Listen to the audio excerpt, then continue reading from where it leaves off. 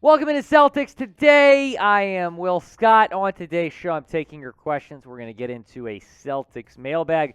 A lot of rumors to discuss, and especially now that the season has started, we're going to start to hear a lot more trade rumors because, maybe some guys that aren't getting involved, that are underutilized, or maybe on losing teams will want out.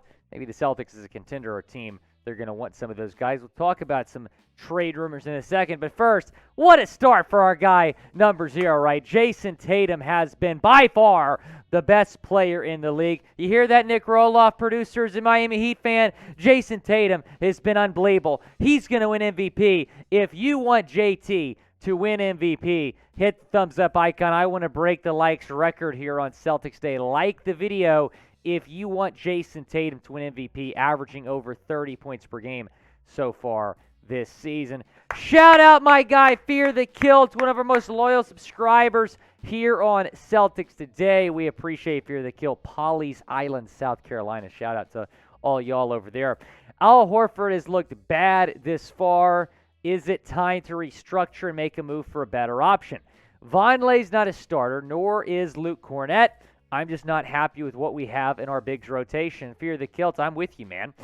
This is why I talked about depth at that position all offseason. I'm like, you got to go out and sign a center. Luke Kornet cannot be in your rotation. And I was saying that even before the Robert Williams injury. But now you have Robert Williams out for an extended period of time after surgery. Probably not going to be back until after the new year. That's exactly why I talked about depth. And you're right, Al Horford's kind of struggled, averaging 7.7 points per game, 5 rebounds per game. Again, it's 4 games into the season, so it's not time to hit the panic button yet. But behind Al Horford, you don't have enough depth. You have Noah Vonleh, who I like, I'm rooting for, but at times he's looked lost, let's be honest. And then Luke Kornet should not be in a rotation, and he hasn't gotten a lot of minutes, but still, he's on the team when you can go out and sign someone far better like Hassan Whiteside. We'll talk about him in a second. D-Block Celtics, what's going on, man? We appreciate the question. Do you think it's safe to say we need a vocal and an emotional leader after how Draymond, I feel, was the difference for us winning and losing? Well, I'll say this, D-Block. We definitely don't need a guy like Draymond Green in the locker room, but I hear what you're saying about an emotional leader. But I think the Celtics locker room is great. And I think Brown and Tatum, I don't want to say the older they get necessarily, but the more experience they get, the more leadership qualities they're going to develop. And they're the two clear leaders in this locker room. You have Al Horford, who's a veteran that was on this team for a long time before he left and then eventually came back. So the locker room is great. I'm not really worried about chemistry. I know that there were some concerns about, man, how's the locker room going to respond to no Ime Udoka, but they love Joe Mazzulla, and Joe's doing a great job. So I think the locker room is just fine, but I hear what you're saying. Kevin Calderon, we appreciate you. Kevin Calderon, 90. Would it be unlikely for the Celtics to sign Hassan Whiteside? Kevin, I'm so happy that you're also on the Whiteside train. This needs to happen. The Celtics should bring Whiteside to Boston. What do the Celtics pride themselves on? Defense. What is Robert Williams? A good defender. You don't have him. You can replace him, fill that void by signing Hassan Whiteside, who has averaged nearly 2 blocks per game in his NBA career, including 1.6 blocks per game last season in Utah. I think the Celtics should prioritize not just signing somebody else, but signing a center. They need to prioritize going out, getting a center right now, especially at the first couple games. Horford, has kind of struggled. I'm not worried about him since it's 4 games in, but Noah Vonleh, you got Luke Kornet, you got to sign another center, man. Should the Celtics sign Hassan Whiteside? Type S for sign or type P for pass down in the comment section. Go down, let me know what should the Celtics do. Shout out to Cedric Thomas. We appreciate the question, Cedric. Besides Draymond Green, is there anyone else on the radar right now for the Boston Celtics? Well, I know we talked about Draymond a few weeks ago after the pool incident, but I don't really think he's on the radar right now for the C's, which I'm happy about. He should not be someone that you look to trade for. If we got that question earlier about the locker room, he would hurt the locker room chemistry. I mean, Draymond's a total clown. Here are some trade targets here that I have put together. I think these are some options. I'm not really in favor of trading for any of the OKC guys. I know we talked about in our Monday videos, trading for Kenrich Williams and that awful trade proposal that Bleacher Report put together that was a Pritchard for Williams swap. Terrible idea. Derrick Favors, you can do better. I like the idea of trading for Rudy Gay. Utah is surprisingly off to a decent start of the season, but I think by the deadline they're going to trade some guys. Jared Vanderbilt as well. He was not involved in the Rudy Gobert trade, so he's still in Minnesota. But Jared Vanderbilt would be my number one trade target right now for the C's. I really, really like him. Actually played basketball against the middle school. I think he dropped 30 on me, but I still like him. He's a good player, and I think would bring a lot to the C's. But Minnesota really likes him, so I don't know if they're going to be looking to trade him anytime soon. Who do you want the Celtics to trade for? Let me know down in the comments section. I'm curious to hear what y'all think. I did mention 4 names right there, but there's some other guys that have certainly been linked to the C's.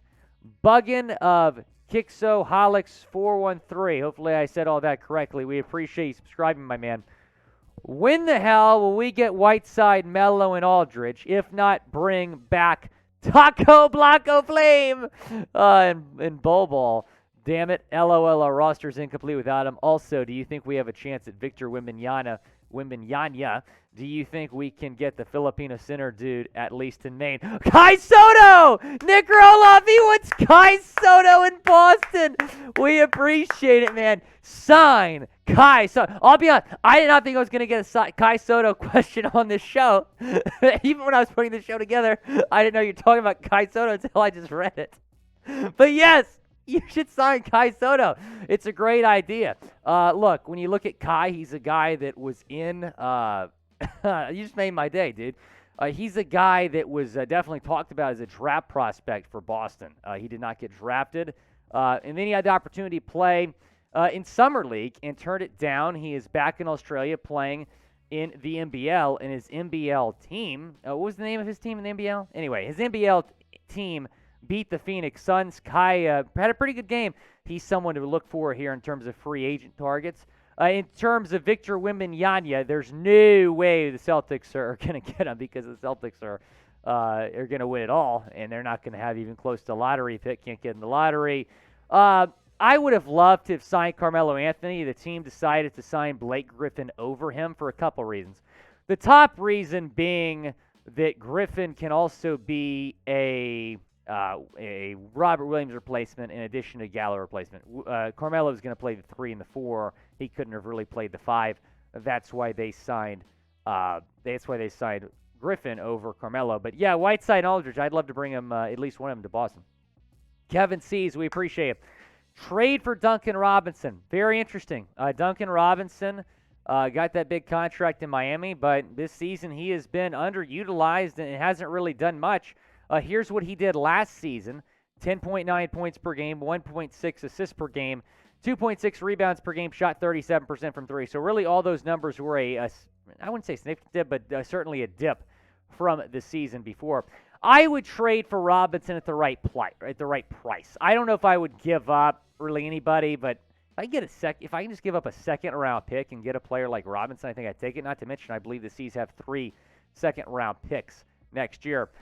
Again, Robinson's off to a slow start this season. 11 minutes in the season opener, just played 6 minutes against us, 15 minutes against Toronto in that first game against the Raps, and then 16 minutes in that second game against the Raptors. So, he has not really been utilized as much this year. I think he's averaging 6 points per game, so maybe a fresh start is what he needs. And the Celtics, have some good shooters, but they could definitely benefit having a guy like Duncan Robinson. Who do you want the Celtics to trade for? Go down in the comments section. Let me know. And if you want to trade for Duncan Robinson, type T for trade or type P for pass down in the comments section. It's the pinned comment. Reply to it when you get a second.